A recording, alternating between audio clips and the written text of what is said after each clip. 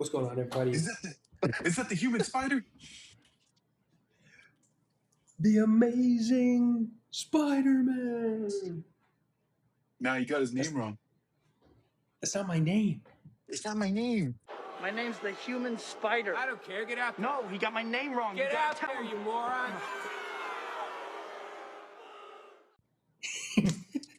What's going on, everybody? Welcome to another Three Beans on a Pod. This is a brand new day. You know what I mean? You know what I mean? So, if you haven't seen Spider-Man, stop the video here. Go watch Spider-Man. Come back and watch this video. If you have, you're in for a treat because Brand New Day, in my opinion, was a phenomenal movie, and we're going to break that down for you guys here in this episode. I'm Ryan. I'm Jacob. I'm Micah. There we go. Perfect. Movies have a way of finding us.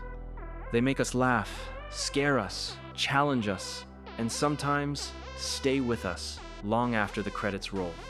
Because movies aren't just stories we watch. They're worlds we step into, memories we make, and moments we carry with us.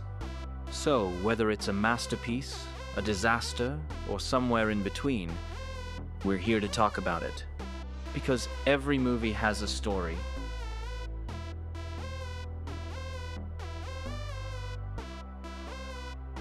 You are now listening to Three Beans on a Pod.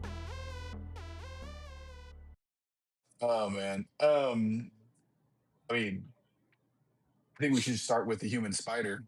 He's repping his Spider-Man outfit, Yes, sir. Yes, sir.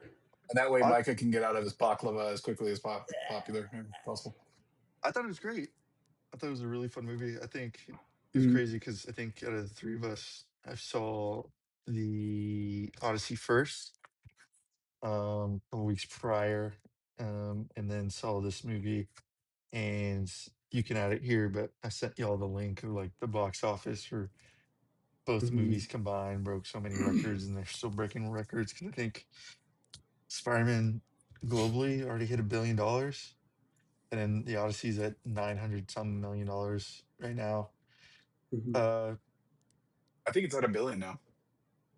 Odyssey? Oh, I was talking about Brand New Day. No, yeah, that's what I just said. It's at $1 billion, but the Odyssey's like right behind it. And so I love the Odyssey. Odyssey, I think I told you I was like 9 out of 10. And so it was hard to imagine that Brand New Day was going to be to the standards because I just watched a great movie. And then watch Brand New Day was everything I could have thought it was. I thought it was great. Had a lot of fun compared to the last few Tom Holland movies. This one trumps them all by a long shot. Oh, 100%. It was so much fun. Yeah. No, and here's the thing. So with me, I haven't been the best Tom Holland fan. I think he's a great actor. I think that he plays the character well. It's just the movies that he had. I didn't feel like they were Spider-Man movies. And I mean, I'll stand on this to this day, and like I feel it even more so after to this day. I'll stand on it even more now watching Brand New Day, that like I don't think he truly became Spider-Man until the end of No Way Home. And then when you watch this movie, I've been saying it since the trailers came out that this is his first Spider-Man movie. And going into it, like, I'm not going to lie to you, I was fully ready to be disappointed, just because of the trajectory that they've taken Tom Holland in the past. But man, after watching this movie, I didn't have anything bad to say about it up until that's what I'm saying. Exactly. The only thing that I kind of sat with is the very end. I know that you said it was very similar to Thunderbolts. And like, I agree. I think it works better in this movie. What I don't like is I didn't like Aunt May. I don't think that she really hit that mark until like, I think once Peter got there and was like talking to her, that's when it felt like, oh, this is cool. The Aunt May thing, I was like, we could have done without that. I didn't personally like it, but in the moment, I was just like, I don't care. This movie's great, you know. Um, Other than that, I mean, I couldn't find anything wrong with this movie. I think that it did a good job taking a seasoned Spider-Man and making this movie feel like an origin story while simultaneously undoing the damage that John Watts did over the course of his three movies. I know you laugh, you like Tom Holland, that's fine. Um, I just think that Great. this movie set the standard for Tom Holland and it Mhm. set the standard for the Spider-Man moving forward. I It's give my it a least 10. favorite. It's my I give it a least 10. favorite thing that Ryan does. It is a great movie. It is a great movie. It's my least favorite thing that Ryan does is like if you like a movie that Exist. Ryan doesn't like, yeah. If you like a movie that Ryan doesn't like, he just says, "I get it. You like the actor," and I'm like, "No, I like the movie. The movie's I didn't good." say And you I like also the like actor. you said when you Oh said yeah, the I said damage I mean John Watts did, and I said I like smirked. I was just like, you're just like, I get it. You like Tom Holland. It's like the only reason I like the Spider-Man movies with yeah. like the early ones is because Tom Holland's in it. Yeah, no, to clarify, um, when I say you like Tom Holland, I mean the movies overall. Like if I'm talking like Andrew Garfield, the Amazing Spider-Man, I'm gonna just say like, oh, I get it, you like Andrew Garfield. Or if you're talking about Toby, I'm gonna be like, I get it, you like Toby. You know what I mean? It's the It's just same thing. easier. It's yeah, yeah. I'm talking about the movie as a whole, but like it's easier to just be like, oh yeah, I get it, you like Holland. Anyway, yeah, just to keep it super spoiler free for the beginning. Yeah, it was the best Tom Holland Spider-Man. In my personal opinion, it's really close to being the best live action Spider-Man. It's this and Spider-Man 2 by Raimi. Mm-hmm. For me, I'd have to watch both of them back to back to really figure out which one I like. And when it comes to movies anyway, sometimes it's just how I'm feeling at the time. You know, I'll Mm-hmm. switch back and forth. But the fact that this movie will be at the top for me moving forward, regardless if it's number one or number two, is like it's awesome. I love it. I've Yeah. not been this satisfied with a Spider-Man film in years. You know, I did like No Way Home, where we got all the Peters back, but you know, I think everybody can walk out of that film and really appreciate what it was, which was just like a love letter to whichever generation of Spider-Man fan you are, and just saying Mm-hmm. like, "Hey, Spider-Man fans, like here's like a cool movie for you." But you know, I think everybody walks out of that going like, "This was mostly just a fan service film." It does have story elements that are servicing the character, but largely it's like this big trip down memory lane and things like that. This movie truly was Peter's movie. This was Tom's Mm-hmm. movie. This was all him. Um, you know, we do get some things in there that are for the broader universe, but the story as a whole is Peter's story, and really the Mm-hmm. consequences of the previous film, which I really liked as well, is that we honor the decisions made by the previous storyteller, and we don't just kind of wipe up away and say like, yeah, and then that was fixed. There's a time jump in the movie. It's Mm-hmm. handled really well. It helps understand the level of isolation that our Peter is currently in, and then they Yeah. just constantly build on that.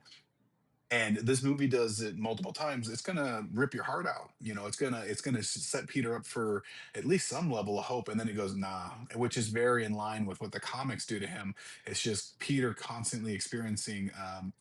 You know the challenges and consequences of being Spider-Man, which Mm-hmm. is why we like him. He's endearing. So I think this movie knocked it out of the park. Me and my group, we loved it. 10 out of 10. I honestly walked out of it with like a high 8, 9. And then Yeah. after sitting on it, I thought I was going to like land at that like 9 level.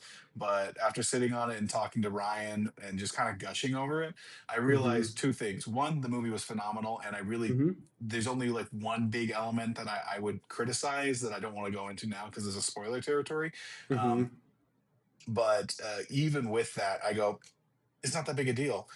Yeah. Um, and so, you know, me changing it or rewriting it, it doesn't change that much. I'm not changing that much of a big aspect of the story. So I got to give it a 10. When I can't Mm-hmm. really give it a lot of notes, and I try and work within the bounds of what the story is, I go like, yeah, no, that's a 10 for me.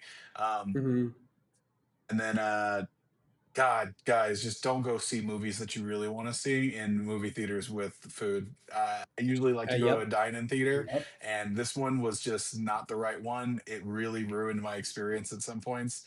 Yeah. So, just at this point, like I'll never go see a good, like big movie that I want to watch and sit down and be locked in at a movie theater with food because it did honestly ruin parts of the movie for me.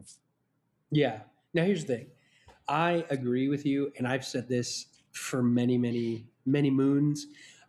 I'm not a huge movie theater dine-in person, right? Like if you have to order food and have somebody drop it off and like waiter and whatever, it's too much. It's more of a novelty than anything. It's going to ruin your experience. Just literally, just give me a bucket of popcorn and a movie screen. I don't care about the gimmicks. Just give me a movie. And if you're really hungry, do what everybody else does. Sneak a McChicken in your pocket. I don't know what to tell you. You know what I mean? That's how it's been. We tried to change too much over the course of the lifetime of theaters, and it's I just want old movie theaters back. You know what I Ryan's a mean? purist. Which one did you go Oh, to? dude, I 100%. I live right by a Regal, so I just go to Regal unless Cinemark is showing it for cheaper, or if they're showing it at a better time. Because I'm like within earshot of those. Um, Jacob, which one do you go to? Oh, the dine-in theater that I go to is a good dine-in theater. It's like good food.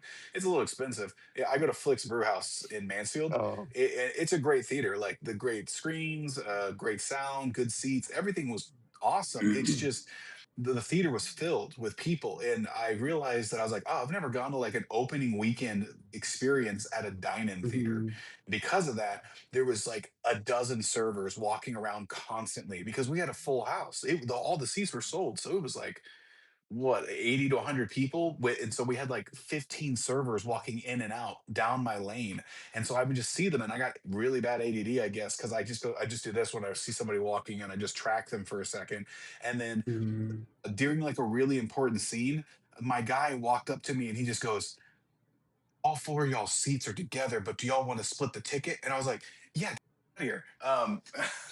It's like right in the middle of a moment. And I was like Yeah. super locked in. And he just walks in, he leans right up to me. I'm like, what are you doing? I didn't buzz you. Go away. Um, Scram! get out of Get here. Stop out of trying to do your here! job. I'm trying to enjoy a movie. You think I come here to be serviced? You think I No, want to be so friends with you? Spider-Man's I trying to think fight. and then I saw that was really but I love flicks. They're a great movie Yeah. theater. I just can't see a movie on like opening weekend that's a big movie like this. I would see something like I typically go to flicks for like movies that have been out in the theaters for a couple of weeks. I saw Mm, Superman at flicks, but Superman had been out for like 2 or 3 weeks at that point, so the theater was kind of empty. I shouldn't say empty, but it was like, more manageable, like 30, 40 people. It wasn't full house yet. mm. I feel that. But to course correct and like kind of get to where we were diving into spoilers and stuff, because I really just want to talk about this movie. Like I love this movie so much. I think that there was a lot done right. So if you haven't seen the movie and you don't want spoilers, Leave. scram, There get was your out. 13-minute review. we're about to get Yeah, into it. we are about to dive Michael, in. what was your final score actually, Michael, real quick? Uh, I said, I think I said to you today, like an 8, 9. That's a good score. I Um, mean, that's a good score. that's That's a a really really good good You score. don't have score. to give it That's a you don't really have good to Yeah, give it yeah, a perfect 10 just because me and Ryan are glazing the movie. yeah. No, it's okay. I told Ryan there's some things I didn't like about the movie, but I mean, I'd still say like 8, 9, his 9, only 3. argument his only argument was the physics behind it, and he was like there were some parts where he was swinging and his body didn't look like it was swinging that way, and I was like they went practical. I'll give it a little grace for that. I think doing practical But is my a argument, little. it wasn't practical. What do you mean? That's my No, whole no, argument. this They was the went most practical with the practical web swinging. swinging they've done since Raimi. Yeah, they had a whole rig and a cage, and he was I on know, but it's wires just and harnesses. maybe that's what it was. And but it's just like some of the things. It wasn't like the mid swing. It was just like him transitioning. And I told you this, and we talked about it. It's just like transitioning into a swing or jumping off a building was like the physics didn't quite match what I You're think it. saying because like for the building when he ran and spun, he spun in a direction that was opposite of where he No, was going. no, Okay. because that's Well, what because that was the Spider-Man only does all the other time. It was jumping just one. like no, it's just like I don't know how to explain it other than like when a transition of him doing an acrobat, like when he like first starts like jumping, towards something or like Hmm. starts swinging something like that initial transition into it, I felt like the physics didn't match up. Where it's like it was either Hmm. too slow him going into it, or like it just like he like floated and then like went into it. It's a very minor pick, but it was just something Okay, that I picked so up. 9 out of 10 or 8 out of 10 or high 8 out of 10, like 8.9. I said like 8.9 to like 9.2. Okay, that's fair. So we'll just meet you But in the median. It's a 9 out of 10. there you go. Because yeah, that's basically middle ground 9.10 or 9 out of 10. Um, Yeah, so I guess I'm going to dive into it because again, spoilers. Jacob knows. Jacob knows. I anytime I will rag on the Home trilogy, not because it's horrible, but it's just because I don't feel like that's the character. I don't think that He's a they got hater. it right. Yeah, 100%. But this one fixes everything, and I think that they did it in such a way that again opens the door for more. And I've heard a lot of people critique the movie for incorporating all these characters, and I said, well, if you don't like that, pick up a comic book because that's what Spider-Man does. He's a street level hero that interacts with so many different people. um, and they make this movie that feels, you get a seasoned Spider-Man that feels like an origin story while almost also builds to something greater so that you get more to work with.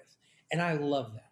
I think they did so much repair to the character of Spider-Man, whether that's, the organic web shooters, whether that's his actual strength coming to him, his for the love of God, his spider sense not being referenced as the Peter Tingle is just, I love it. Like I hated the Peter Tingle. It was just the most annoying thing throughout the movies. I know they were trying to be cutesy and funny because he was in high school, but like it was just annoying.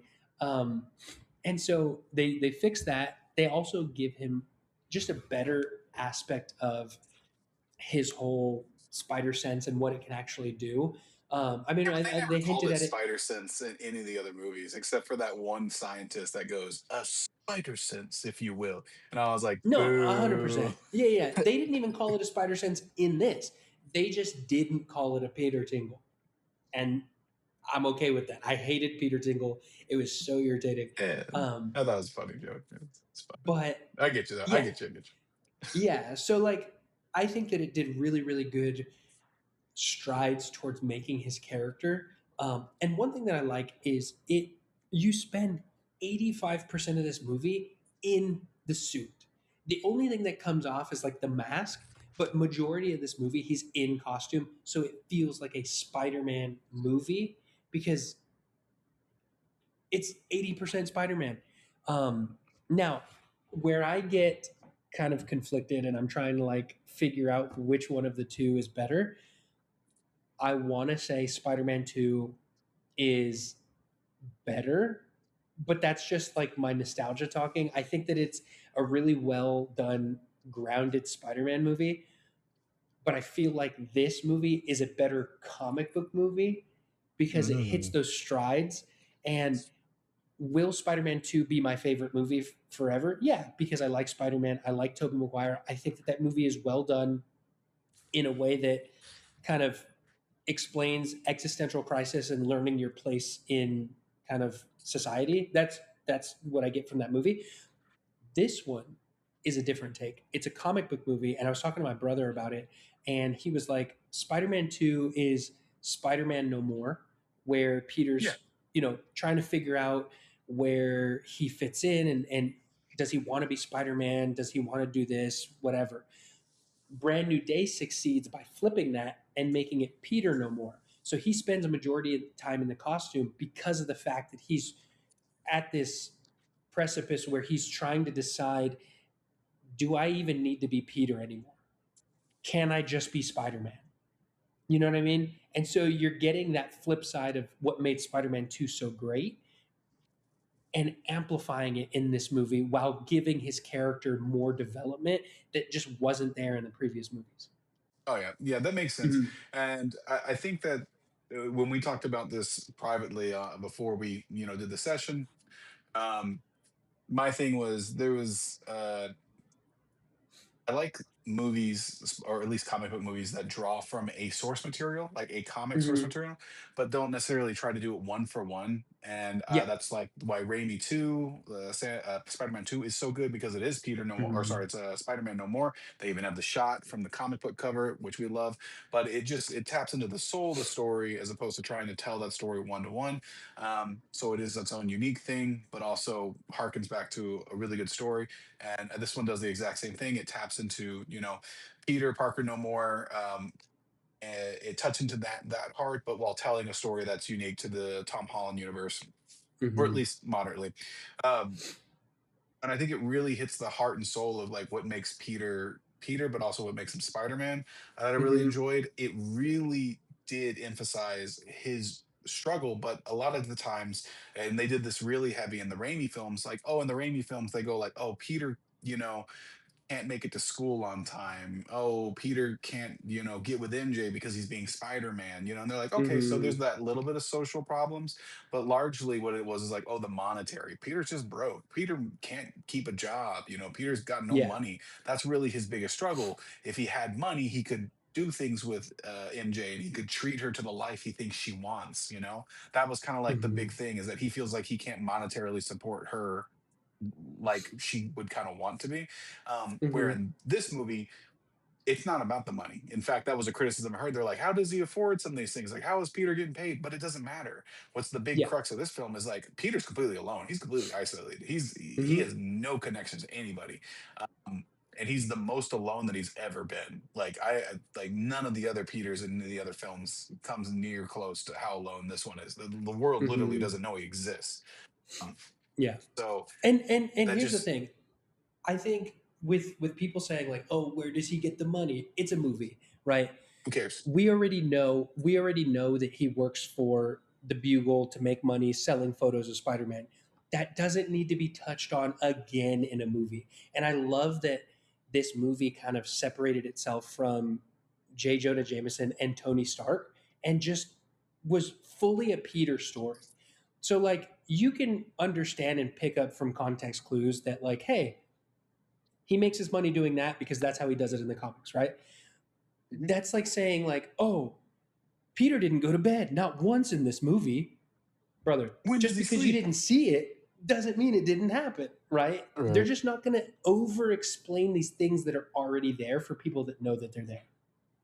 I think that because I don't know, we don't actually know if this Peter works at the Bugle, but it doesn't matter. And the reason why it doesn't matter is because the story doesn't make it an element of the story. They don't say like Peter's broke, Peter has no money, things like that. So it doesn't Mm-hmm. raise the question in the audience of going like, well, yeah, how is he paying for all this? It's not part of the story. It's not his thing that he has to overcome, is like his monetary issues. The thing he Mm-hmm. has to overcome is his crippling depression and the fact that he's socially ostracized himself from everybody That's me. because he I'm thinks that Spider-Man. yeah, you're Spider-Man. So that's the crux of the That's story. all it That's what's takes. important. That's what they focus on. Um, Mm-hmm. Oh, you went dark. You but muted yourself. yeah, yeah, as my alarm went off. Am I back? Oh, Um, yeah, you're right. Yeah, we but hear you. We hear you. so I think that's fine. The biggest criticisms that I hear, besides small little nitpicks here and there, is me and we've all. Well, I don't know, Micah. Do you feel like this is like a true Peter story?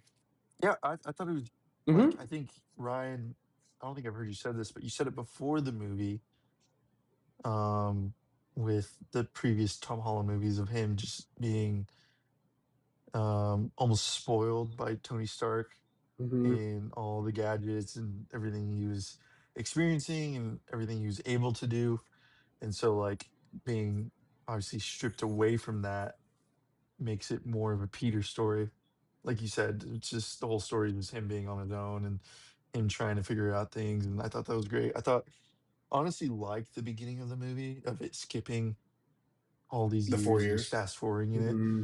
I thought Yeah, they yeah, fast yeah. forwarded It it was really needed. well. Like, instead of like, oh, like 4 years later, is like they showed bits and Hmm. pieces and like little like headlines of him like defeating um some of the villains and him like growing Yeah, as Spider-Man, Yeah. yeah, and becoming more and Spider-Man, but at the same time becoming more isolated at the same time.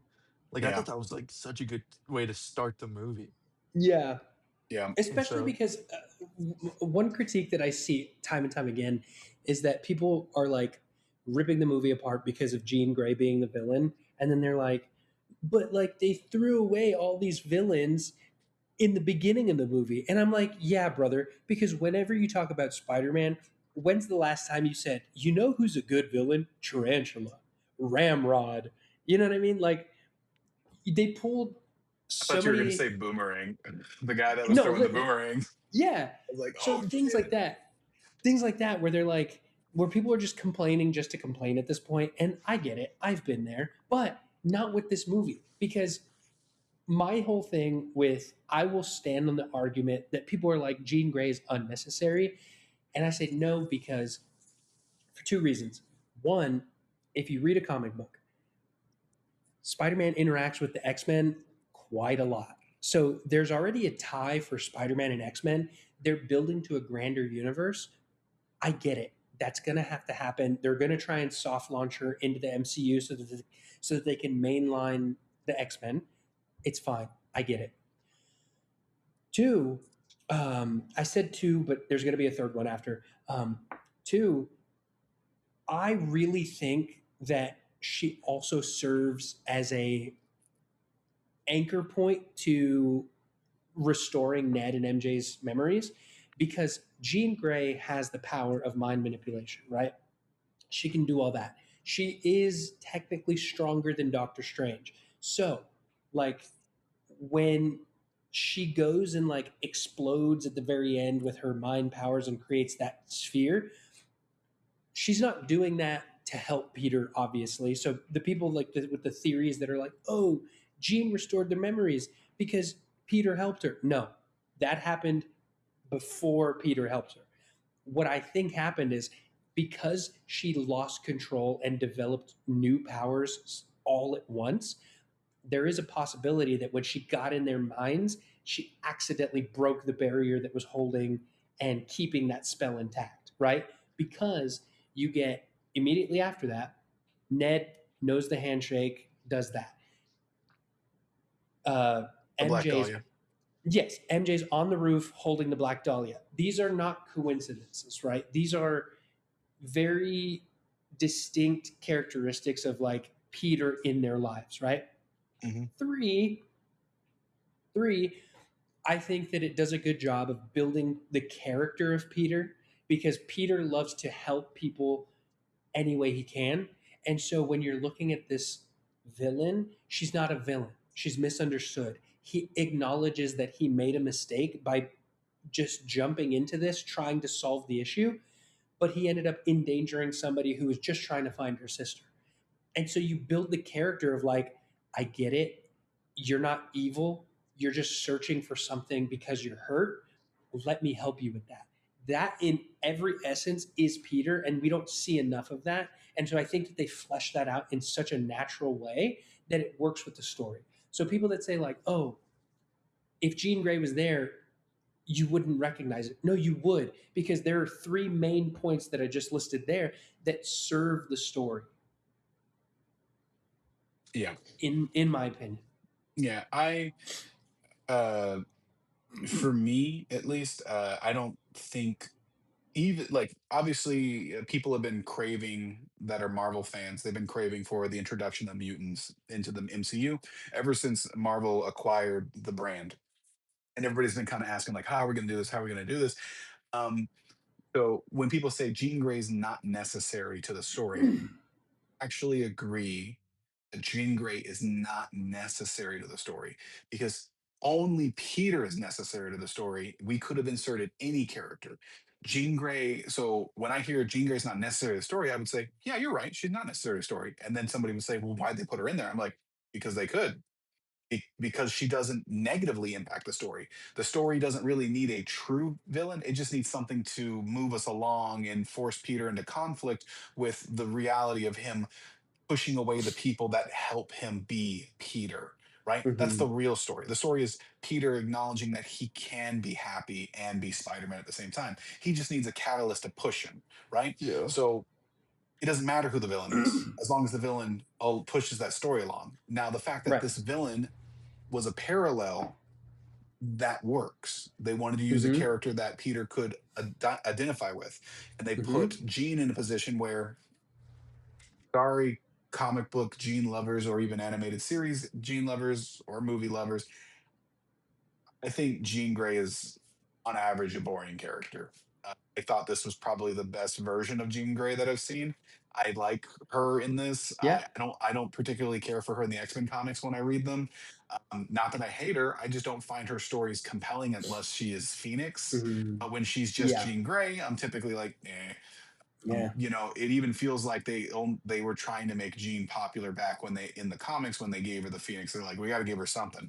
Yeah. Um, so this was a nice version of Jean Grey. They did a deep pull. I didn't even know Jean Grey had a sister, so I had to look it up, and I was Hmm. like, "Oh, this is a deep pull." Um, Hmm. so I liked all these things that they did. I like their version of Jean Grey right now. She's a great parallel to show Peter what he could turn into, and Hmm. she's even more powerful than he is. So I think it works great. She's a great foil to this, and I really like the fact that they did something that this Peter really needed, which was, Yeah. he didn't know she was going to become good after that mental conversation they had. He Hmm. hadn't finished converting her to the good side yet, and yet he Hmm. still takes a bullet for her, right? And that is the most Spider-Man thing ever. That man in the comics has literally died for villains. He's saved he's put his life on the line for villains, for people like Norman Osborn, for Otto Hmm. Octavius, people that just are detestable people in his Yeah. life directly, and he'd still die for them. And so I'm just like, that's a 10 out of 10 for me. I was like, that's a Peter thing to do. He would put his life on the line, and in doing so, even though I said it was similar to Thunderbolts, like the hug saves the day kind of thing, it's Hmm. the act of selflessness he does that really seals the deal for her. Not only is he trying to win her over, he then literally is willing to die just to save her, after he just says, I'll be here for you, I'll help you out. Yeah. So But that's why I kind of gave it a pass in this oh, that's movie why is because it's, yeah, that's why it works for me. yeah, and like because I think that the it was one person. It was Peter and Jean. Mhm. Thunderbolts, I didn't care for it because it was just a group hug.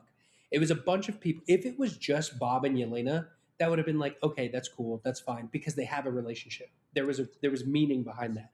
But everybody being in that group hug and like, oh yeah, now we're okay. That was annoying because it's like you don't have there isn't that foundation for the rest of them.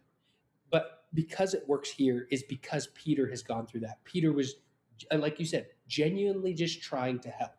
Yeah. And that's the essence of the character that they nailed. And I loved it. Mm. And that's why I think that this was the best movie because, like, they nail the character, they get all of these things right with him. And then you really just feel like even at the end, like when he's there and they kind of try and pay homage to the scene in Spider-Man where he's like, "They love me," where he's like in the parade or whatever. Yeah, You sure. feel that, but it feels different, and it feels Yeah. like he's just there. And like, Mhm. yeah, he almost died, but you look at him and the way he smiles, you're like, he would do it again. Yeah. Yeah, He 100%. would 100% do this again. You know what I mean? And so I just think that they beautifully captured the character in this movie in a way that hasn't been done before. And that's for me said like I love the Toby series, but I think that they got it right with this movie. Yeah. Well, I think there's like parts of it where it's like, and I think I've told you this, and like one of my favorite parts of the Toby series is like he gets his kicked all the time and just Yeah. keeps coming back. And like Hmm. I think with some of the movies and especially some of the Tom Holland movies, like it doesn't really happen as much. You know what I mean? Hmm. Where he gets really his handed to him, and like this movie he did. like Hmm. multiple times, and it's like pretty much shot down. Not necessarily like, you know, Hmm. physically, but like very big emotionally. Yeah. Just like all these external things happening to him, and like that's like, and we talk about like who Spider-Man is. Like that's who Spider-Man is. Like as many times Yeah. as he gets knocked down, he just continues to be Spider-Man. Hmm. Yeah. That's what makes the character so good. It makes the movie so good.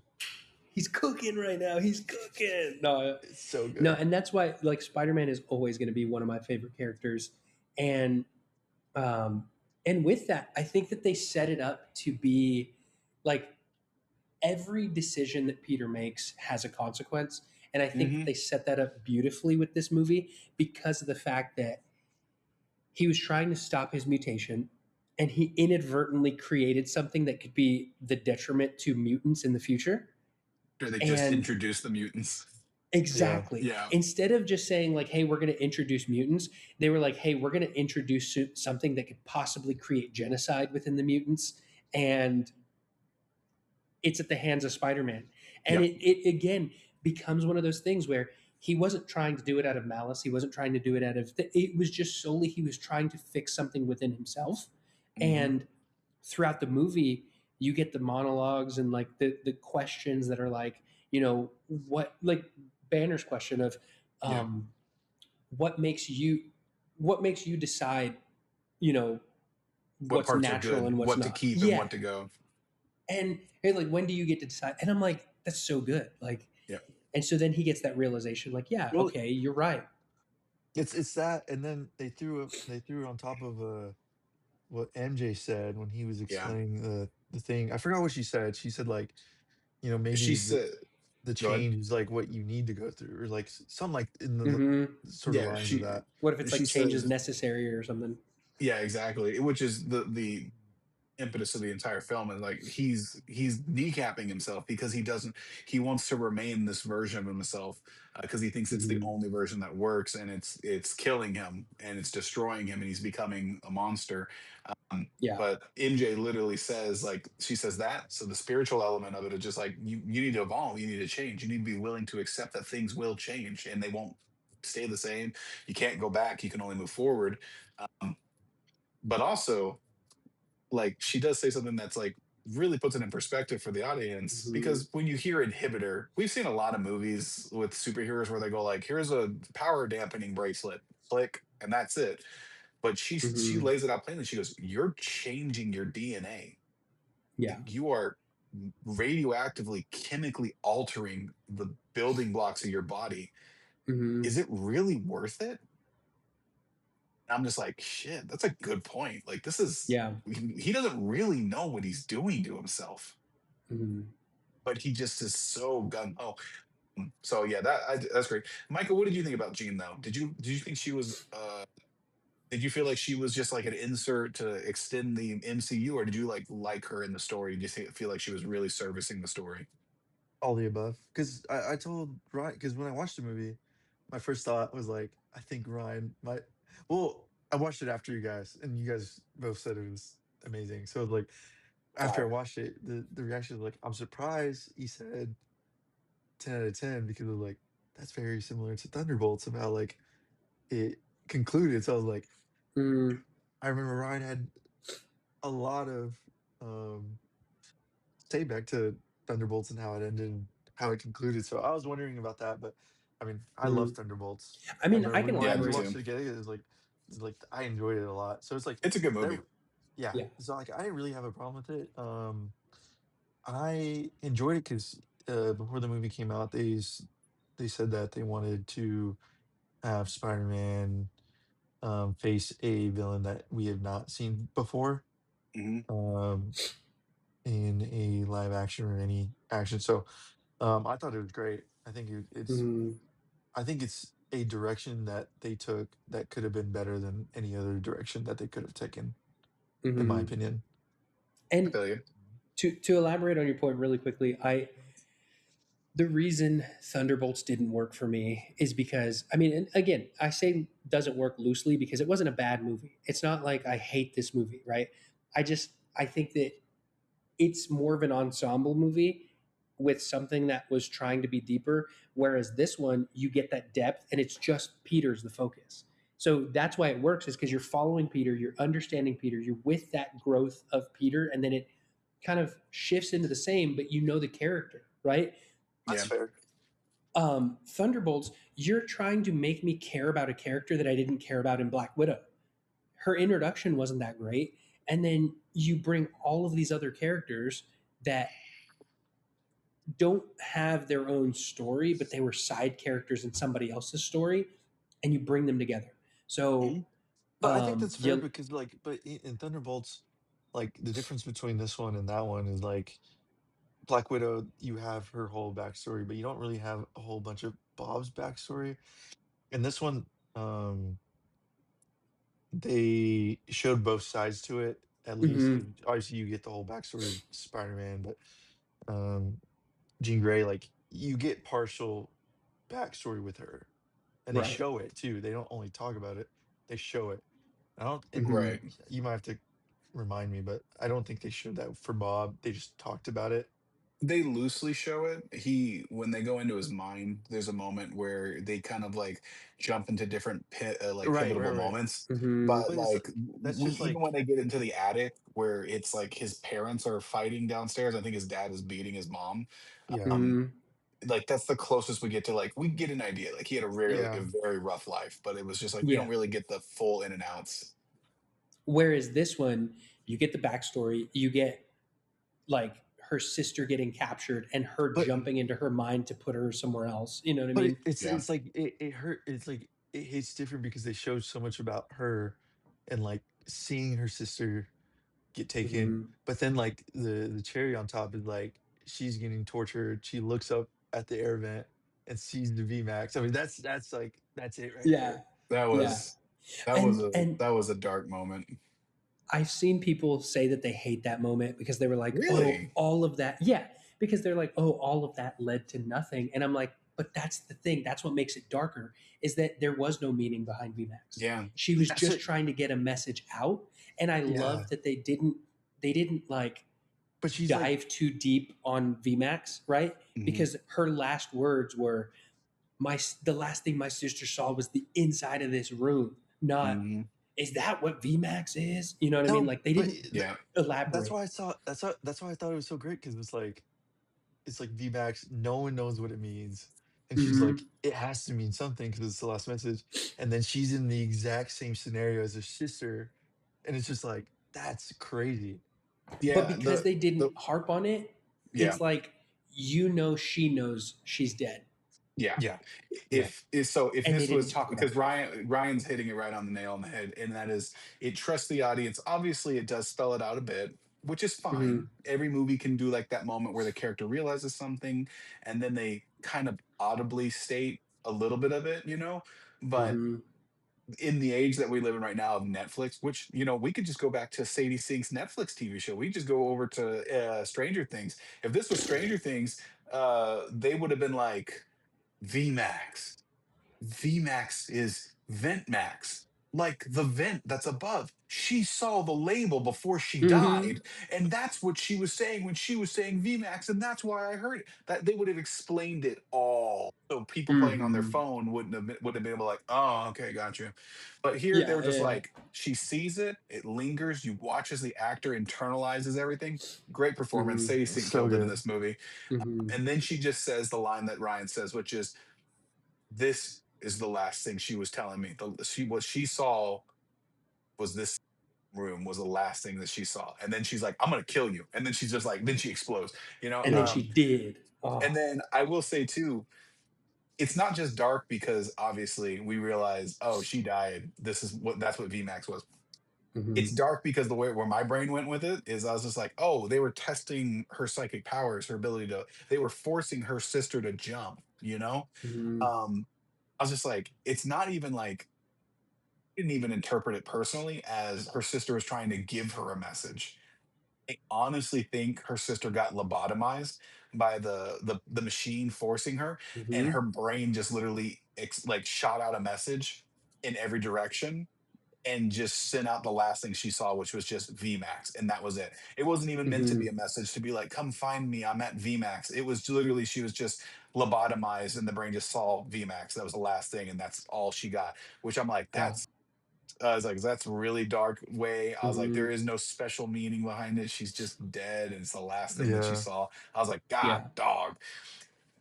Um, Yeah. No, and that's I'm that's why it hits so great. much, and I love it. I love everything about the movie, and I also appreciate like when they go into the scenes that are supposed to be um, a little heavier. They really just lean into it. Like they don't Yeah, shy away from it.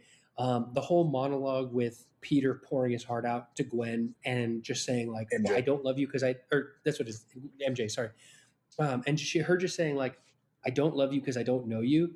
Yeah, That hurt, but like you're right, she doesn't. Like there's not even an ounce of her that's like, oh yeah, you can jog my memory. No, it's she knows nothing about Peter, and we get that because we've seen the movie, but also in the very beginning, you're watching as he's fading out of the shots from previous movies. So that's literally how they've seen their lives without Peter, yep, and like, and yeah, oh gosh. And the and amount of references to other movies was great. Like they paid so much homage to Toby, to Andrew, and even to the Insomniac games because one, him flipping and doing that whole thing, Mhm. running up the building, twirling, running up the building, doing the backflip, and then doing that. Him during the scorpion fight when he's ripping off the tail and he like does the pull down video game. Um, I guess all of them, yeah. But Toby with him doing the whole like go when web he's testing fly the type organic deal. webs, yeah, Yes. Um, then when he falls and he just grabs his back, like they're not going to have him say like my back because that's too on the nose. But the way that he just gets up and goes, oh, Toby, and then as much as people hate Andrew Garfield, and I was probably one of those for a time, um, the shot in Amazing Spider-Man 2 with the web going like this, yeah, they recreated that when he fully gives in, takes off the chip, because the when he shoots the thing and the sonic blast dissipates his webs, and then the organic webs come out, and it does that same hand when it grabs them and whips them down. I was like, that's so good. mm, There were so many little references to comics, to the previous movies, and like all this other stuff that I think that they really did a good job just having Peter stand on his own feet, but also pay homage to everything else in a way that doesn't feel tacky. yeah. They did a good job. They successfully pulled in the Punisher into a story that's not a Punisher story and made him feel Mhm. like that character without like nerfing him, like and not making him or neutering him and making him feel like he's less Yeah. of that character. We just didn't get a chance to see Frank kill anybody. Essentially, is what it was. Mm, You know, they 100% fixed the Hulk. They completely undid everything that they've So good. all the issues that people that fans have had with the Hulk recently. I mm, think they've officially put to bed Professor Hulk at this point.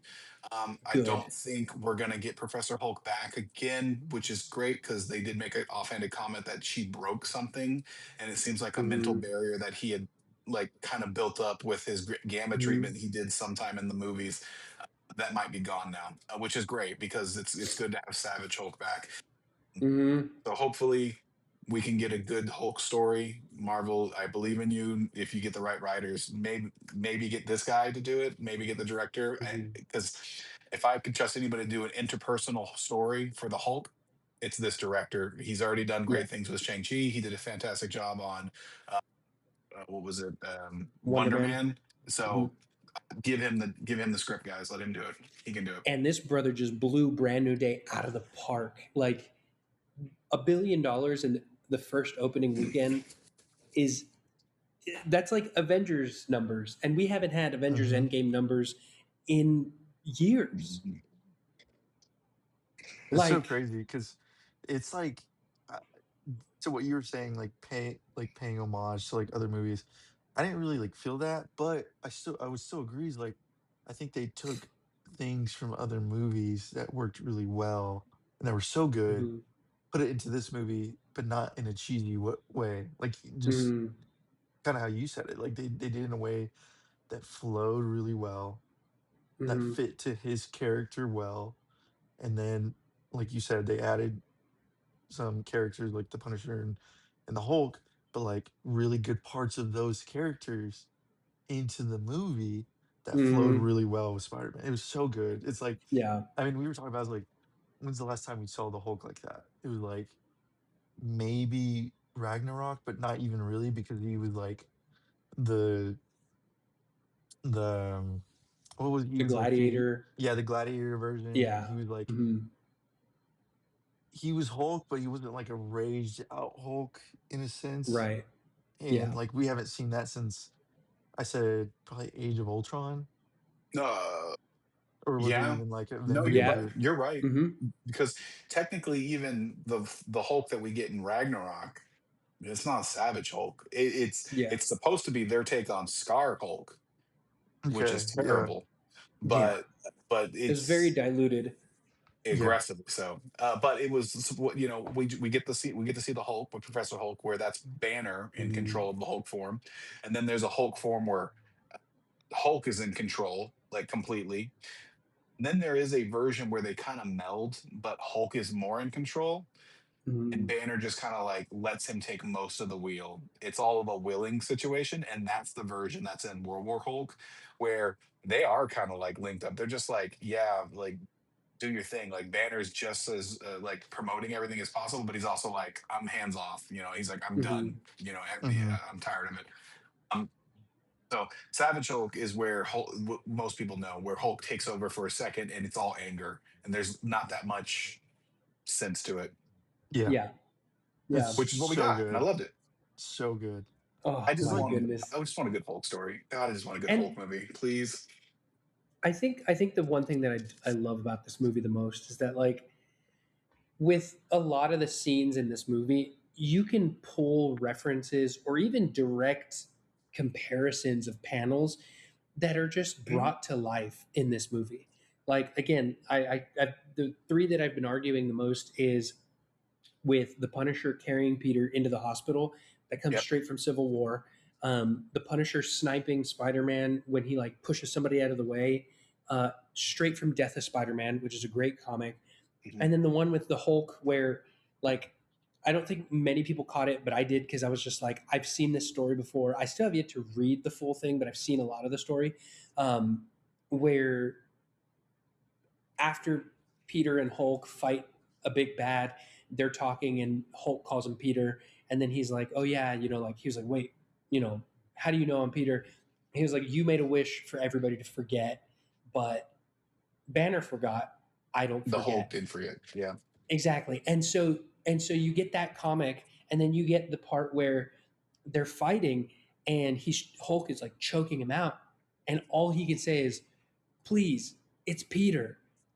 And I'm your right when he friend. says that, yes, right when he says that, you could see through the lens into his eyes, and then the Hulk just lets go. And so I'm like, that was a nod at the comic because obviously you can get the idea that the Hulk remembers Peter, Mhm. the Banner doesn't. And I was just like, there's just so much in this movie that I'm like, it's so good, so good. Yeah. And Um, yeah, yeah. I yeah. I love the Hulk. I don't know what they're gonna do with him. It hmm feels like they haven't known what they're gonna do with him for every Marvel movie since the first Incredible Hulk movie. Like, don't get me hmm wrong, they definitely like using him in the ensemble, and he's just supposed to be the big monster. But there's some really cool stories out there for the Hulk. Regardless of which way they want to do it, they want to go World Breaker. If they hmm want to do, they can't Old Man do Logan. World War Hulk. No, they're not gonna do that. They can't do World War Hulk because they already kind of touched on it, and it takes too much to kind of retread it. So they can't do that. But they could go into like the Green Door storyline or anything like that if they want to go really crazy with it. But hmm there's a lot of things they could do with the Hulk. I would like it if there was a story I read a long time ago where they kind of delve into the idea that Hulk is Banner's rage, but what about the other sides of Banner's personality? And are there Hulks Hmm. for those? And there are. And so we kind of go into his mind and we see like the other Hulks that exist in his psyche if Hmm. another emotion overwhelms him. Um, Hmm. so I think that would be kind of cool. But all that to say is, I really appreciate the fact that this movie made me excited for Hulk again. So I'm hoping Yes. for that.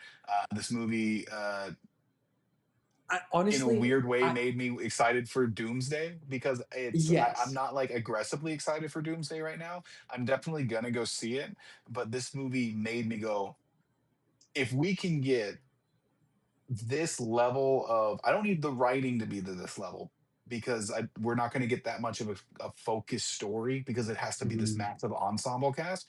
But if we Hmm. can get this much soul in Doomsday, Hmm. we're good. We are golden. Yeah, and I would even argue that fact where you said like it got you excited for Hulk. I would argue that the reason I love this movie is it just got me excited for Marvel again in a Hmm. way that I haven't been in a while. Just because it just hasn't been good for a cool minute, Yeah. and this movie is bringing me back into like I'm excited to see the next Spider-Man movie. Not Yeah. reluctant of like what are they going to put out next? It's like I'm going to be there opening day at the next Spider-Man movie. Yeah. Yeah, absolutely. I think right now we're in a really vulnerable spot when it comes to superhero movies. Um, Hmm. and I do think we're coming to the end of this period. I think it's Yeah. pretty clear that we're coming to the end of the era of the superhero film. They're just Hmm. really expensive to make. They have to have massive returns to keep their money. Um, so yeah, I'm We'll see, because like we say that, and then like I mean like Ryan said, they hit a lull. yeah, Everyone knows they hit a lull, and then yeah, you Hmm. have movies that I think pop out. So DC popped out with Superman, but then like I haven't watched it. But you guys like Supergirl was like not Trash. on par. But then like it doesn't no, mean like some of the other stuff's gonna like be bad. And then we Yeah. have right, Spider-Man, Brand New Days pop off again. And then like yeah, so then we have Doomsday at uh Comic-Con they announce Ghost Rider again with yeah. Ryan Gosling. I was like, Hmm. I think that'll be pretty good. Like The only And thing that sucks I'm about him being hopeful. Ghost Rider is that now he can't be Black Panther. So that sucks. But I hope he does great at Ghost Rider. I agree with you, Micah, and I am hopeful, but it Just feels like Micah. we're coming to, yeah, just Micah. I feel like we're still heading towards probably a change where they're gonna have to like scale things back more, and we might get smaller Hmm. stories, which I'm not against. it will be I, good l- because I would actually prefer that. I would I too. think when they had smaller stories, they were a little bit more grounded and they had to be a little bit more creative with the directions that they went in. But then Yeah, once they were like, "Hey, we have a big budget. Let's just throw money at a movie and see what it does," you well, know? yeah, I think like you said, I think the last year or two they've kind of learned their lesson with Hmm. the amount of quantity they're putting out rather than like the quality as it was I prior. Yeah. think Brave New World was probably their big learning lesson. That was a pretty Hmm. expensive movie. Eternals was a very expensive movie. Um, And they and both then flopped yeah, they flopped terribly. so bad. Say what you will. I know it sucks because I do love DC so much, and I hate to see that Supergirl was a massive stumble out of the gate for Hmm. DC because Superman was such a good beginning sprint, and I felt like we were really setting some things up. And I feel like Supergirl, the reason why that movie doesn't work is it is lacking the one thing that this movie has, and that is I don't feel the soul of the story in Hmm. Supergirl. What I see is the skin of the story, but I don't feel Hmm. anything underneath it, and that's the problem. So that movie just really rings hollow, and it's a shame because I do like the source material that they're pulling the story from, Such a and good I can just story. hope that they tighten it up really quick at DC. I am looking forward to Lanterns dropping in the next think it's 6 days. I think it's next week. So hopefully they'll swing back pretty hard because I do want more superhero movies. I just want good stories because I Mhm. get excited. Um, it makes me want to go read more comics again, and I like it. I like having these kind of conversations with lots of Mhm. people. Yeah. No, literally, I was telling you guys like right before filming this podcast, I was in a hour and a half long debate about Brand New Day and why it's good. But I also had to kind of point out, like, I'm not trying to sell people on this movie. I'm just selling why I love it so much. Right? Those are Yeah. two very different things. I'm not forcing you to give it the same rating as me. If you give it an 8, if you give it a 7, that's fine. I'm breaking down why I think it's a 10 out of 10 because they got the character right. And I would even argue this, and this is just for kind of blanket statement for everybody. If you hate that there's other characters in this movie, if you hate that there's too much that it's building towards, then the movie's not for you, right? The movie is for people that love the comics, that love the stories, that love the connecting universe. And yeah, we've gotten that in the past, but we haven't gotten that in the way that we have here, right?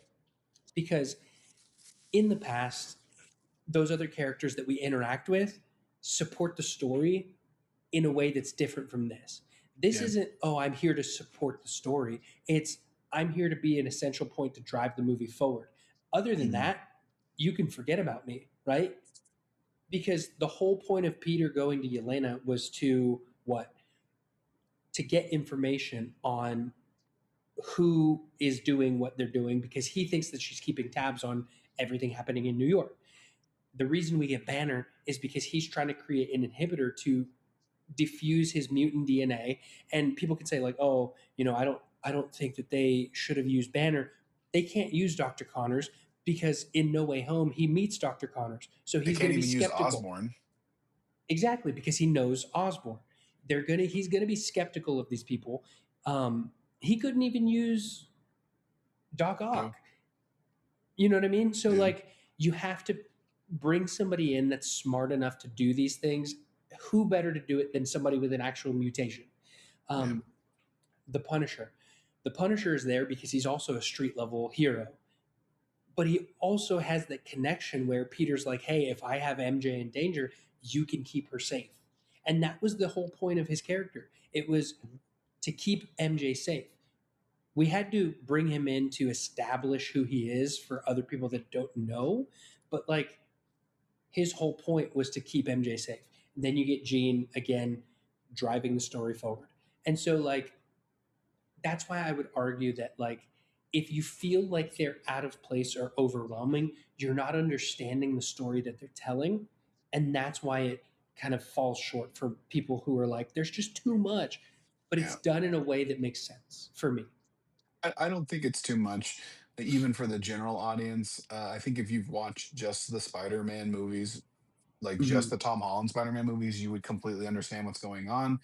Um, Everybody knows who the Hulk is. That's just a given. The only character that maybe people don't know is the Punisher, and they just established that he's like this gun-toting dude. He's a vigilante.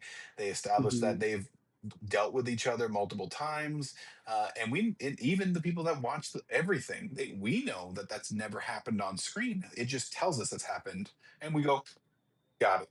Okay, we're Yeah, good. it Just worked. keep it rolling. Everything works and it's serviceable to the story.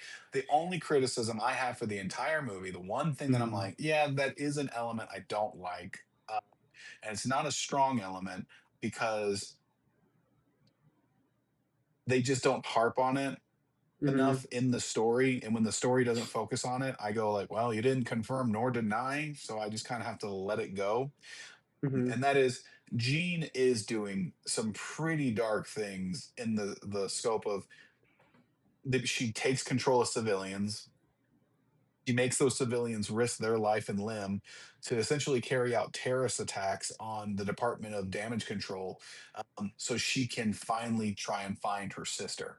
And while you Mhm. could say like, oh, it's she believes the means justify the ends, kind of things, like the tank driving through like downtown Manhattan, like flipping Mhm. cars. I'm like, yeah, that could have killed dozens of people. And then after she crashes it into damage control, she has a bomb in there. And I'm Mm-hmm. like, that could have killed dozens of people. Um, Now, it's you could argue that she deliberately could have said it where after the truck crashes through, the protocol for damage control would be to obviously evacuate the building. Um, Mm-hmm. but still, she was being pretty lethal, and she did make a guy walk out to traffic and get hit by a car. Um, That's also very true. so Yeah, she is being I very forgot about that. lethal towards regular civilians for no other reason than they're trying to sell her as the villain Mm-hmm. for this movie. Yeah. Yeah. Um, and that is an Gets element to it. paid $12 an hour just to get hit by a car Yeah, because that is somebody's an having a element bad where day. I go like, okay, this is kind of a dark, like a very dark character that Mm-hmm. we're creating, even to the point where I believe there was going to be a twist element at the end where they were like, oh, Mm-hmm. Jean is also a puppet. There's another element controlling her or making her do something that she's not. She's being a little too dark. But no, Mm-hmm. it was just all her, and it is just because she's mentally in a bad place. And I go, okay, this is the version of Jean they want to do. She's not a redeemed character in terms of like doing right good things. The most that she Mm-hmm. does is save Peter's life at the end, but she has a long way to go to make up for the damage that she's done. But I'm sorry, there's a lot of characters like that. Whether or not Peter should have arrested her, and Yeah.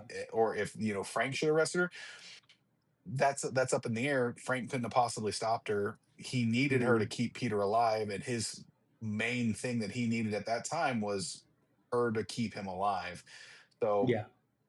and she didn't stick around for a fanfare. She put her on a bus and left town. Mm-hmm. So I think Jean will have some time to recollect on her actions, and that might even come up in Mm-hmm. a later movie where they go like, well, Gene, we appreciate it, but there's a dozen people you hurt and possibly even killed in New York that you still have to answer for. Yeah. Well, who But knows? but I feel like she's headed towards Professor X next. And I I yeah, think don't know that's where going to she's be the going. redemption. You know what I mean? That's going to be the redemption arc that you get and whatever. Mhm. But I mean, again, at the core, Jean's going to become something else. She's going to become a bad later. You know what I mean? Maybe. I mean, the whole Phoenix, Dark Phoenix, that's a storyline that they keep trying to do. And I think I they shouldn't doubt do that it. they're going to abandon it. I doubt that they're going to abandon it. I think they should do it. I just don't. There's no point. I think if they want to do it, they could do Phoenix Force without the Dark Phoenix. There's plenty of times where Mm-hmm. Jean has melded with the Phoenix Force, and it hasn't been like instant evil version Jean Grey. Yeah. But I think they can. I trust them enough because I will say Marvel's lexicon of stories. You can just look at Civil War. That whole movie is a criticism on the wanton destruction that the Avengers caused in Avengers 2. So just Mm-hmm. because Avengers 2 ends with everybody going, ha ha, high five, we did it, we won, you know, they do acknowledge that they killed dozens of people in a later movie. So people Mm-hmm. that hmm criticize this movie and go like, "Oh, well, Jean just gets to walk away because she killed all these people," I go like, "Well, no, we don't know that yet. There could be another movie that addresses this and holds her account, just like we've seen them do in other movies." So you just need to let the movie end now because you know it's going to continue these stories later. So that's Yeah. where I'm at. Because I guarantee Yeah. you, nobody ended Avengers 2 Ultron and went, wow, I can't believe they just celebrated them killing all these people. And you go like, no, because it doesn't get brought up. You have to Mm-hmm. right. think about it. And if you do think about it, you go like, well, are they gonna reconcile that? And they do. I like that. Civil And I want War. them to do the same Yeah. thing for Gene. Yeah. I And they really hope will, that because comes in that's a later like movie. It will. Probably. because like it has to, right? Because isn't that the whole like mutants versus humans debate of like, mutants are too powerful, they cause too much damage. So like I think it's like it's such an easy storyline to fit in, and I agree. it's like it Mm-hmm. will. It'll come around. Okay, Yeah. Micah, do you know who Mr. Sinister is? No. Okay, Is that the so devil? there, no, No, Mephisto. that's Mephisto, yeah. Uh, so the guy that they had in leading damage control, he is a character in the comics. I looked him up. I wasn't Mr. very familiar. Melchek? Yep. Mr. Is that Milkshake. his name? I don't know. No, it's He- from what's the Severance. Severance? oh, What's he's from his name? Severance. Winter. I haven't watched Yeah. Severance. That He actor did a basically fantastic job. plays the same character. Like the way he Yeah. played this character is very similar. He did a fantastic job. I loved his performance. Hmm. But William Metzger, that's the character's name in the movie. So he's a character from the comics, and apparently he's part of a group of like kind of like ultra nationalists that hate mutants, and that's their entire storyline. Mm. It's like they're out to kill mutants, right? Well, that makes sense. But I was talking to my brother about it, and we were kind of spitballing. They're like, just because they gave him that name doesn't mean it has to be that character, because the character's kind of just like a one-off thing in the well, not a one-off, but Hmm. he's not a big character in the comics. Um, and this actor got away. This character at the end of Spider-Man: Brand New Day, he gets away. They even say like, we have no idea where he went. And I Yeah. go, well, if we're retaining him for later, and he has the technology to suppress mutants now, and he's been actively investigating mutant powers. I think he would be cool as Mr. Sinister. It's a guy who's also kind of like a mutant ultra nationalist, but he gives himself mutant powers, and then he starts like cloning himself and doing all these crazy things, and he torments and he does a bunch of eugenics trying to make like the perfect creature. Hmm. Like he torments Scott Summers, Cyclops, and he torments Jean Grey relentlessly. In fact, in some storylines, he deliberately pushes them together so they can have a kid, so he can steal their kid and make like, because he thinks they'll make the perfect mutant child. Mm. Hmm. So, It'll like, be good. I think they should do that. I think that actor would be great as Mr. Sinister. Isn't there a Mr. Sinister and like Spider-Man thing that they touch on in the comics? The same Mr. Sinister, he's in the comics. Like, he's a massive, he's got his fingers in a lot of things. I wouldn't be Mm, surprised if he was somewhere in the Spider-Man, like a Spider-Man story. Look it up. yeah.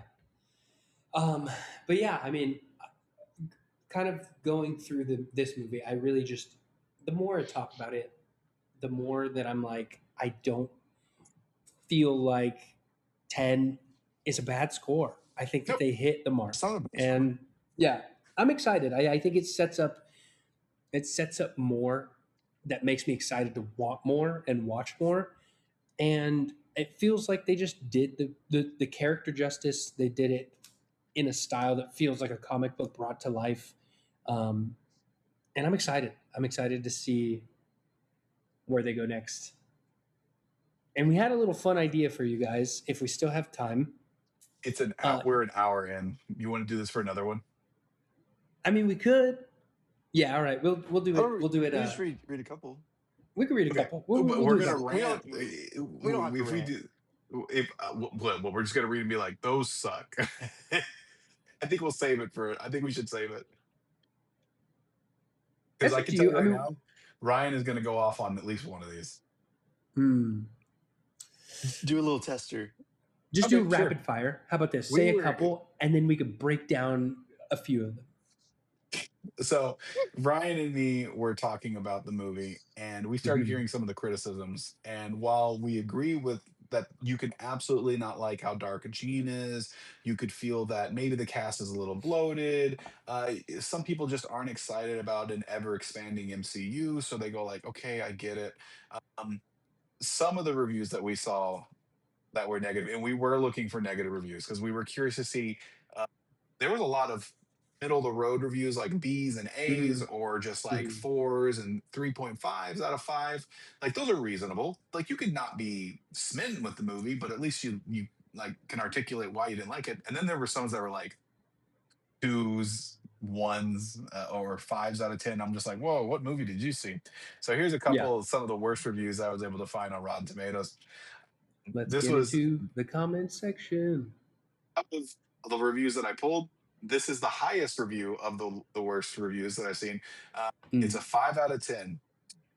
Brand New Day is a complete tonal shift from the lighthearted, fun Spidey flicks, and we now have a downer of a story where he's off his game, clumsy, and his head and heart just aren't in it. Just like the filmmakers weren't in it when creating this film. That's crazy. That's I'm it. going to That's rapid fire this. I'm going to rapid fire this. Okay, because here's the thing. Visually, this movie was better than what John Watts has done in the past. New York looked beautiful. The Great. settings and surroundings looked practical. It felt real. And the guy who wrote that comment, if you're telling me that he likes Tom Holland's John Watts trilogy more than this one, the brother doesn't know what he's talking about. That's all I He got to say. doesn't know Spider-Man. He doesn't know Spider-Man. And But he's you're like gonna everybody love else that I've talked to that doesn't know the character that argues for Spider-Man when you don't know the character. agreed. Sorry, go ahead. It's all good. With a 2 out of 5, watching Brand New Day feels like watching the work of a group of people who have forgotten what made these films successful and don't know the character. Sounds like he just wrote a review on himself. He wrote a review on his review. All That's right. just like, yeah, without context, it's just like I don't even think he watched the same movie. I'm going to say this. I guarantee his favorite version of the Odyssey is the SpongeBob movie. Would be Another fire. t- another 2 out of 5 rating. A missed narrative opportunity and a witless descent into the creative depths of the MCU that Spidey had otherwise swung safely above. Apparently, the needs of the Marvel Cinematic Universe have become more important than its most iconic hero. So that's I will say, really go ahead. I will say something in like, yeah, I was saying that to someone. I will kind of agree, but like again, I feel like it doesn't matter of Spider-Man's um attribute and characteristic of being like super witty, especially like in fights and stuff, is like it's really great. But then like some of the best movies, like even in Spider-Man 2, like he wasn't as witty because he's just going through all this like trauma and like things and stuff like that. And it's Mm-hmm. kind of why like I really like Andrew Garfield's Spider-Man, because Yeah. he's when he's in the Mm-hmm. suit, he's probably the most witty one out of the three of them. Yeah. But at the same time, it just goes back is like if he was super witty in this movie, it would just take you out of it of all the trauma he's going through. Yeah. Mm-hmm. You know what I We mean? So did it's like, get we got a witty joke in there when he hit when they did the montage, and that was Peter being Spider-Man, that they did the montage with all the Mm-hmm. villains, because he yeah, pulls a piano into Yeah. Scorpion, and he's like, let's change the tone, or he says that he makes a joke about tuning something, and then he hits him with the Yeah. piano. Um, But also, I really appreciate like the funny thing of him stretching before the hand fight, and it's he was true. like, yeah. "I'm not as young as I was." And it's like, You yeah, guys this is stretch, that's funny. You and guys stretch, then you should. this one right here is kind of indicative of the guy that Ryan talked to before we even shot this episode, and that is this is the lowest rating I could find.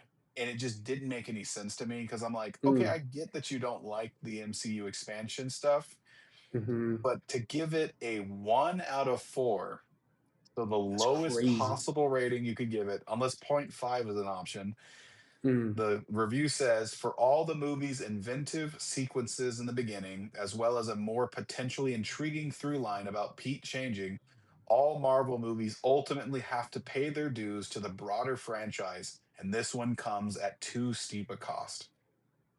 So, too much fan service for the MCU, too much paying their dues to broadening of the MCU franchise, and Yeah. so it destroyed the movie in this person's eyes. I, And it just makes no sense I just because, can't see it.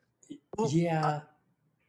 I actually can understand why he said it, but like if he, I think if he got the movie that he wishes he got, it just wouldn't be good. It's like it's one of Hmm. those things of like he just wanted another like regular Spider-Man movie that's been done, and it Hmm. wouldn't have been done better, right? In It my just Because opinion. they've tried that right. already. Right. Well, So Hmm. it's no, like, yeah, and what it comes down to is, and I don't like these the reason. Look, you can have your opinion. You didn't like the film. You didn't like the film. That's totally fine. The problem Hmm. is that we know how it's going to be. I like the fact that this movie is doing killer at the box office. It's killing it in the reviews. So obviously these people are Hmm. one offs. But I know for a fact that if we did a Spider-Man story where he did everything that he did in this movie, but with nobody from the other universe, like nobody else from the other stories or movies, and he just found random doctor guy that was also working on an inhibitor, but they didn't want to connect it to the Hulk, so it's just completely disconnected from any of the other characters in the universe. And Mm-hmm. uh, he needs to get information, so he goes and finds a secret agent that's keeping tabs on things, but it's nobody that's connected to the new Avengers or the old Avengers. And if they do all that, everybody the nitpicks would now be, why didn't he just reach out to Yelena? Why didn't he just reach out to Bruce Banner? Why did, or Are you telling me that none of the superheroes exist in his universe? yeah, why isn't he just reaching out to them? Don't they all live in New York? Couldn't he just knock on somebody's door? I know they don't know who Yeah. Peter is, but they know who Spider-Man is. That would be the nitpick. And so now the movie's like, yeah, you're right. They do all live in New York. He can just use them. They are a resource that he can just go to. And now they're like, oh, here we are. Can't go one Mm-hmm. movie without bringing in a cameo. I'm like, shut up. Yeah. That's what I'm saying. And like it doesn't but that's the thing is it doesn't feel like a cameo. Like a No. cameo in every sense of the word is just them showing up and doing nothing and just being Charlize there. Theron in Doctor Strange too. That's a cameo. This is a character. They're supporting the character in multiple different ways. Yeah. And they keep reoccurring. So they're not just like a cameo in the movie. They were a decision to put these characters in this movie to drive the movie forward. And if you really break down what they do, how they respond, and how they interact with Peter, they do their job. They do exactly what they were put to do, drive the story forward and not be there longer than they need to be. Yeah, if you want to look at a movie that just wants to expand the MCU and feels like it has to pay dues and hit you in the face with all these characters that they now have the rights Mm-hmm. to, it is Doctor Strange Multiverse of Madness. We got Mm-hmm. John Krasinski as Mr. Fantastic. Mr. Fantastic had not shown up in the MCU, and everybody was all hot and like waiting for the rumor that Mr. Fantastic was going to be revealed. And when he shows up, Mm-hmm. everybody's like, "Is this going to be our Mr. Fantastic?" And then they blow his head up, and we go like, "Oh, so it's not going to be our Mr. Fantastic." We Mm-hmm. got Charles Xavier in his fucking X-Men wheelchair, the yellow hover car, played by Patrick Stewart back. Um, we got Captain Carter, which was fresh off the What If series. Um, we got all these little. We got Charlize Theron playing a character that is very popular in the comics at the time. Dormammu's niece. She just shows up out of nowhere at the end of the movie, and she's like, "Hey, what's up? Let me take a look at that terrible CGI third eye." Um, and like so those characters are there for nothing. They are Yeah. just in it to be like, look at these characters we got, and then they die. Oh, Black Bolt forgot because he gets his head blown up. um, they're just there to die. They don't Mm-hmm. service the story. The most they do is just show off how powerful Wanda is. And I get it, Right. we got a lot of toys that we can play with, Mm-hmm. but they don't really do anything for the story other than just show up and die, and then also make some of us go, shouldn't you have been smarter than that? Right. Shouldn't you have put up a better fight than that? Did a couple of y'all just watch some of your closest friends just die right in front of you and not do anything about it? Right. So, He could blow your head off with just a whisper. With what bro, mouth? And I'm like, oh my god. bro, You everybody talks about the fumble there. They did just let 100%. They let him. They okay. Black Bolt dying, we'll give you that one. yeah. That's one. You get one. But Mr. Mhm. Fantastic getting spaghettied right in front of Miss Marvel, or sorry, Captain Marvel and Captain Carter. I'm like, guys, what are y'all doing? You're watching your friend get murdered right now. Why are y'all just standing there? Yeah. Um, We're and waiting in then line. It's our turn next. yeah, it's our turn next. And then they left their most powerful weapon, Charles Xavier, upstairs. What, did they not have a handy capable staircase for him to go down so he could help them out in that fight? Right. I'm just like, he's the most powerful psychic you have in the world, and you have him sitting upstairs waiting for her to come by herself. I was like, you do realize Hmm. if the four of y'all didn't stop her, he probably can't stop her by himself. Um, Which he yeah, didn't. which he didn't. He gets his Yeah. neck snapped. Sorry, Charles. I guess we have to kill you a third time. Um, Geez, man. I think Charles has the highest body count right now in the Marvel like lexicon of movies. Yeah, he just keeps showing up to die. He really does. He died in Logan. He died in Hmm. Days of Future Past. He died in Doctor Strange. He died in X-Men: The Last Stand. Hmm. He's probably gonna die in Doomsday. Yeah, He's Probably. he's just constantly and dying. Like, he's not alive in X-Men '97, but that no, doesn't he count is. He because that's is. not He's Patrick alive. Stewart. Oh, oh. He's alive. But either way, that doesn't count because it's not Patrick Stewart. But But yeah, no. Anyway, yeah. that's the definition of a cameo that just expands the Hmm. MCU. This didn't. The every single character was pertinent to the story, Hmm. And it fit. It fit and it so fit. well that I'm excited. I'm going to go watch this movie again on Yeah, Sunday. me too. Me and I'm Ivy. gonna go catch it again in theaters. Yeah, and So it's good. funny too because and that's what I use too is like Ivy doesn't like watching movies over and over. She doesn't like repeat watching. But the minute we got out of that movie, she was like, "I want to go watch that again," and I was like, "It's a great It's movie." a good movie. And It's a so great yeah, movie. man, I just love everything about it. This is the first time that I've seen a Spider-Man. Like again, Spider-Man 2, love the movies. They're fun. But this is the first time that I've seen a Spider-Man movie and I'm like, that's Spider-Man. That's Peter. Like we're so back, you know. But yeah, whoever's writing those critiques on there, it's just like at some point you have to step out of your disillusion to really think that like Marvel isn't going to set up the next movie Right. because that's the whole premise. And since Iron Man 1, the whole premise was to set up more movies. Yeah, and Yeah. And then yeah, and then let's be fair. This movie did a great job of setting up some basic stuff. It didn't even do that exactly, much. It did it didn't basic go stuff. that deep. Hell, The, one of the criticisms I heard was an after credits scene didn't really tease me much. It didn't really set up much after that. I'm like, yeah, we just got the bare minimum, and that's yeah, fine. Hmm. You don't because Because I all think, need of the story everything. depth went into Peter Yep. right. because it's his movie. Yep. It's like it's weird because like it's always like a weird thing because like people nitpick of like, oh, like it should be a stand, it's like a stand-alone movie, and then people's like, oh, like they didn't tease enough for the next movie. Yeah. It's like I didn't you get Hmm. can't enough. win. Yeah, like you can't Right. win either way. Yeah. But like in I think all of our opinion, in my opinion, is like it's just balanced. So this movie's balanced so well in Yeah. Yeah. everything that they did. Hmm. That's what makes it so good. I Because mean, let's be again, fair. if I were to It's made a watch billion this, dollars and it's got 90% on Rotten Tomatoes. There's everybody loves this movie. But yeah, the if I were to nitpickers go are going and to nitpick. yeah, and for me, like if I were to go and watch this movie by itself, Mhm. it holds up as a standalone movie. Like I can Yeah. go and just throw on Brand New Day, have a ton of fun, and then just shut it off. Like that movie can stand on its own 2 feet. And Mhm. they do that because, again, having that necessary 4 year time jump kind of, to a degree, disassociates it with the rest of the stuff because it's not a Mhm. direct continuation. There's some parts of Peter's life that we didn't get to see for the past 4 years. And then you get a good amount of exposition in the first 20 minutes that set you up on, okay, this is the journey so far. And you're along for the ride to see what happens next. You know what I mean?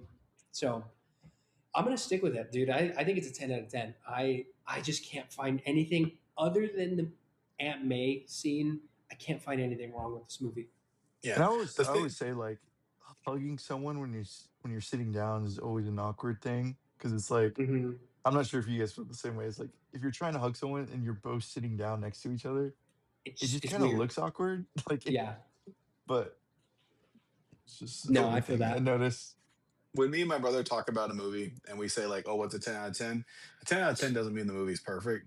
It just means that Hmm. the things that are so good about the film outweigh the things that are bad. And I'm hard pressed to say that there's bad things about this movie, as much as there are just like weaknesses. There's some flaws, but what movie is there's no perfect movie except for Right. Terminator 2. Back to the That movie's Future. perfect. But anyway, I think that pretty But much covers also, it. just to clarify, when I say 10 out of 10, again, like you were saying, right? Just this last thing. We got it. There's stages, right? This is 10 out of 10 for a superhero movie.